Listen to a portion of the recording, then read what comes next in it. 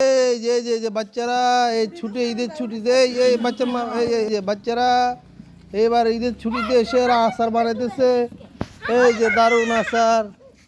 এই যে আয়সা তাদেরকে হেল্প করতেছে। এই যে এই যে এই যে উমর এদওয়ান মাহতাব। এই যে কেমন লাগতেছে আচার বানাই? সাই কতটুকু বানাইছো দেখি দেখি দেখি কতটুকু? মাশাল্লাহ মাশাল্লাহ, অনেক আচার, অনেক অনেক আচার। অনেক আচার হয়েছে, অনেক অনেক অনেক অনেক। মাশাল্লাহ মাশাল্লাহ, আরে সেরকম আচার হয়েছে।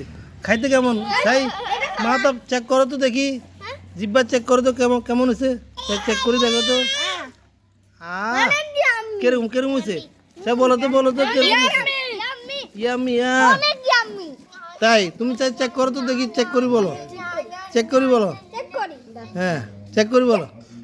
হ্যাঁ চেক করো এরপরে উঠাও। হ্যাঁ চেক করো। ইয়ামি রে উমরের জিব্বা দেখাও তো দেখি কিরকম হয়েছে, চেক করি দেখো।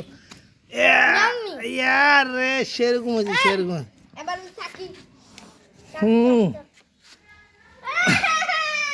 দারুন দারুন দারুন আয়োজন, দারুন দারুন। হ্যাঁ 100 জন খাবে না এটা কি? তোমরা আবার রোদি দিবা কেন? রোদি দিয়ে শুকাইবা কেন? দারুন দারুন আয়োজন হয়েছে। এই যে এগুলা থেকে না, এই যে এগুলা থেকে।